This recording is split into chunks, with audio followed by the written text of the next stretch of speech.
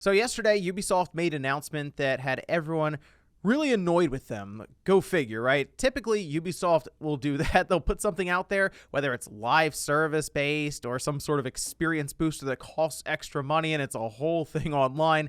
Yesterday, though, my Twitter timeline was filled up with all kinds of stuff about Ubisoft and this Quartz platform that they had announced, showing that Ubisoft is indeed going to be leaning heavily into something called NFTs, and we're going to be going over that one here today. Guys, if you enjoy these videos, make sure that like button helps out a ton, and if you're new here to the Spawn Wave Plus channel, make sure you subscribe down below. So first, let's head over to VGC that has a bit of the fallout from what happened.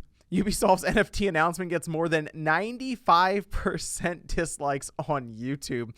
Remember when I talked about how the dislike counter was being hidden and that would benefit larger companies when they want to make an announcement like this? Well, there you have it. People were able to see the dislikes, however, because there is a plugin apparently for Chrome that'll allow you to at least see how many dislikes are being dropped next to the like counter. And in this case, Ubisoft got downvote bombed pretty badly. And you know what? Looking at this from the outside, it makes a lot of sense as to why that is. And we're going to go over this in particular. I don't really necessarily want to go over the whole thing around the NFT market now, because that would take a long time.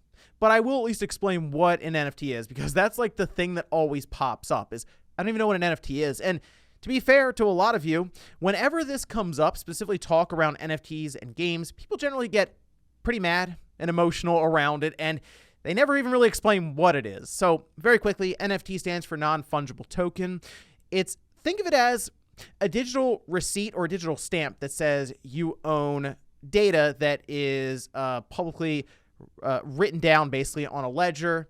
And right now it seems to be tied heavily to pictures like JPEGs, PNGs, all of that, right? It's what you see online quite a bit. People will post them up on Twitter, and then someone's like, oh, I right-clicked and saved it.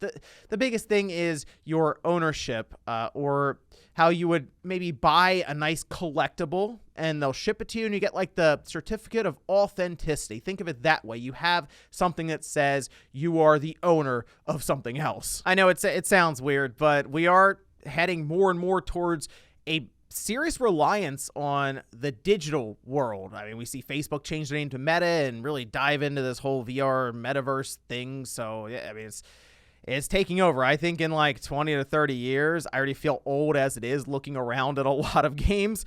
I'm going to feel even older when we're going into like a virtual Ready Player One space to communicate with each other. But we did have this massive dislike bomb that happened with Ubisoft. And I think the reason for this is, sure, NFT is getting thrown around, but it's because a lot of people can see through this as exactly what Ubisoft is trying to accomplish here. And it looks like they decided to use Ghost Recon Breakpoint for this, I'm going to say test.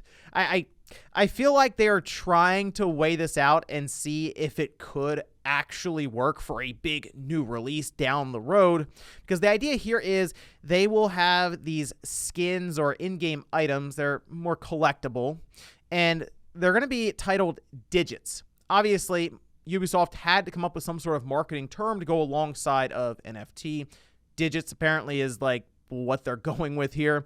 And according to them, digits are a new way to experience cosmetic items, combining the fun of playing with AAA quality assets and the thrill of owning NFTs that represent unique collectible pieces of Ubisoft game worlds. Wow. Hats off to whoever came up with the thrill of owning NFTs. Actually, let's go ahead and just jump over here to their website. This is the Ubisoft Quartz beta, and they're going to have some items start to go live as soon as tomorrow. But we can see they say this is the place where you can acquire digits, the first Ubisoft NFTs, non-fungible tokens, playable in an HD game and relying on an energy-efficient technology. We can see the 3 releases, I guess, that they're going to do here. They say that they're free as well, so I guess they're not necessarily selling these immediately. These would be something I guess they'll just release and maybe you earn them in the game itself, that being Ghost Recon Breakpoint. They say digits will allow you to complete your missions in style. Great. So the idea here is, yes, they are indeed skins. I mean, we have the M4A1 Tactical Wolves, the Wolf Enhanced Helmet A, and then Wolf Enhanced Pants, these releasing over the next week or so, starting tomorrow on December 9th. And I guess at this point, you would be able to just collect these and then trade them or sell them back and forth. That's one of the biggest things about this, because you might be looking at this saying, well, why are they releasing these different things for free? I thought they wanted to make money. That will come in time. And that's one of the biggest reasons I think people are downvoting this, is because they see through exactly what Ubisoft is trying to do here. So the whole point right now with NFTs, the reason people are so into them is because there is a lot of money that is being made with them. People are selling these JPEGs and PNGs, or the stamps, to them that say you own them, for obscene amounts of money. The entire market is really inflated right now, to the point where we hear NFT in these different investor briefings from all these big companies. EA's commented on it. Take-Two's commented on it. We had Ubisoft comment on it a couple times. Now they're actually diving into it. Microsoft has commented on it. Phil Spencer doesn't really see the big appeal yet because he believes the market is inflated, and I would agree with that as well. But he understands the underlying technology with something like blockchain and the NFT as being at least worth being aware of. And that's correct. If you're a large company like Microsoft, you should be aware of changing technologies as we go along. And it really is as simple as just skins that have limited editions that are created through NFTs and the blockchain technology. You'll have no new digits that'll be added to an existing edition, the serial numbers, which we stamped on each one, and then you'll also have the player names, or the person who owns that unique skin in the digital space. Okay, so here's where the fine print comes in. We can see here, do more, you are in control. More control. Traditionally, items you purchase from an in-game store are bound to your game account. That's correct. In fact, if you look at FIFA Ultimate Team, any of those like cards and stuff that you're buying the players, they stay with each numbered game. So like FIFA 20, you can't bring them up to FIFA 21. And obviously we understand what EA's trying to do there.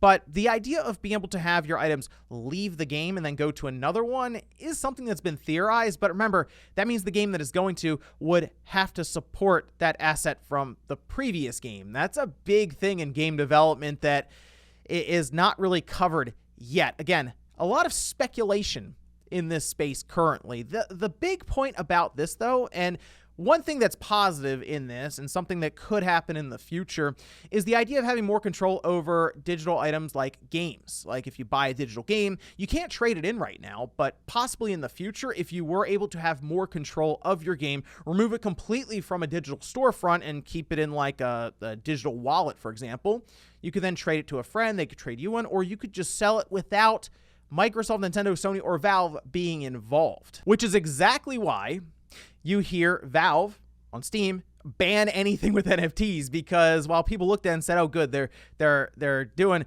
good things here for the environment. They're on our side." No, Steam and Valve, they just don't want that stuff there because they don't want to lose control of their marketplace, which they potentially could if that stuff invaded Steam. But also, you have a lot of low quality games that are mostly built to really hold up NFTs. See, at least now with games, there is that sense of, okay, cosmetics and the cash shop, that's typically secondary to the core game itself.